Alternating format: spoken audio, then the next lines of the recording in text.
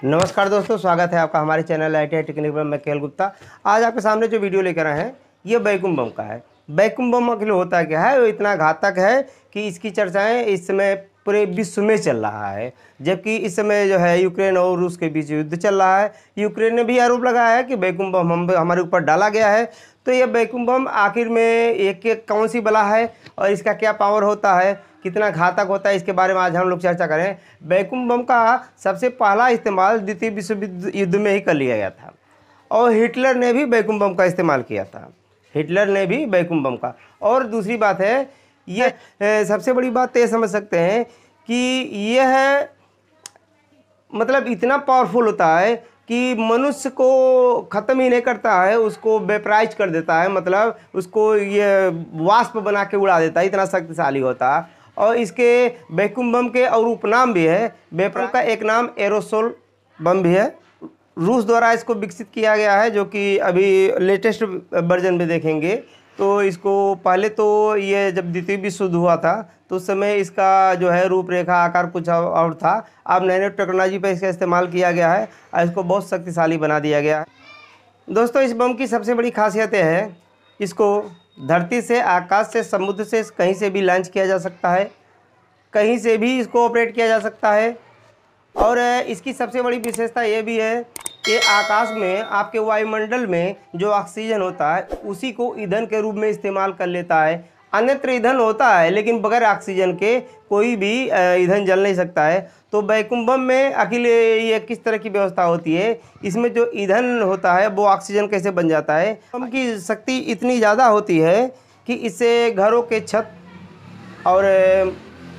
तक उड़ जाते हैं। एक होता है बम की ध्वस्त हो जाना, एक है होता है उड़ जाना, कि घरों के छत तक भी उड़ जाते हैं। वैक्यूम बम का जो व्यवस्था है कि इंसान इसके प्रभाव से मर जाता है, मतलब कि इसके विस्फोट से चिथड़े उड़ जाते हैं। उसके साथ साथ वो वेपराइज होके, मतलब कि वो वाष्पित होके वो ये, और जो बच जाते हैं इसके प्रभाव से, मतलब थोड़े दूर रहते हैं यानी, लेकिन फिर भी उसका वेग इतना अधिक होता है कि उनके आंतरिक अंगों से खून बहने लगता है। इसकी वजह से भी उनकी मृत्यु हो जाती है। तो इस विस्फोटक में, इस बम में विस्फोटक के रूप में RDX जो कि पाउडर के रूप में इस्तेमाल किया जाता है। और इसमें इसके जो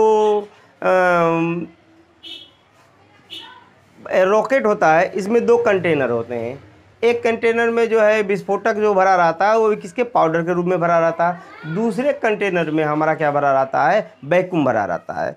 तो आप एक चीज़ देखे होंगे, जब कोई गाड़ी या ट्रेन को भी, जो बहुत हाई स्पीड ट्रेन जाती है, जैसे ही निकलती है उसके पीछे एक हवा का गुबार चलता है।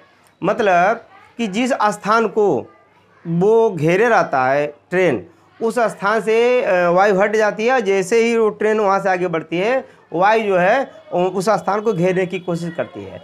तो वैक्यूम का भी यही लफड़ा है कि अगर किसी निर्वात व्यवस्था को अगर एक बार खोल दिया जाए तो अगल बगल के जो वायु होते हैं वो उस जगह को लेने के लिए तेज़ी से आते हैं। तो वैक्यूम बम की देखिए दोस्तों, सबसे बड़ी बात है कि जैसे ही ये वैक्यूम बम ब्लास्ट होता है तो सबसे पहले उसके नोजल वाले भाग में जो ब्लास्ट होता है, उसके बाद वो एक जो कंटेनर होता है जिसमें पाउडर के रूप में RDX भरा रहता है, वो RDX हवा में बादलों के रूप में बिखर जाता है। जैसे बादल हवा में रहते हैं, बादलों के रूप में बिखर जाता है। और जस्ट एक चीज़ और कि बिखर भी जाता है, उसके साथ वो उसमें आग भी लग जाती है। लेकिन उस आग को और प्रबल करने के लिए और मजबूत करने के बढ़ाने के लिए जो दूसरा सेकंड कंटेनर होता है वो जब फटता है तो वो क्या करता है, आगे अगल बगल के जो वातावरण में हवा होता है उसको चूसता, यानी ऑक्सीजन को वो चूसता है। तो जैसे आप देखिए वैसे भी ऑक्सीजन बॉर्डर एरिया पे भी जल खत्म हो जाता है। लेकिन अगर जो वो इतना तेज़ी से अंदर निर्वात रहेगा तो बाहर का हवा बहुत तेज़ी से आएगा उस एरिया में और उस विस्फोट को कई गुना शक्तिशाली बना देगा। पावर इतना शक्तिशाली होता है, अपने अराउंडिंग 300 मीटर के एरिया में वो कुछ भी नहीं छोड़ता, सब कुछ जला के राख कर देता, भस्म कर। और दोस्तों, वैक्यूम बम का इस्तेमाल ख़ास तौर उस जगहों पे भी डिज़ाइन किया गया करने के लिए कि जहाँ पे बंकर हो, लोग बंकर में छुपे हुए हों।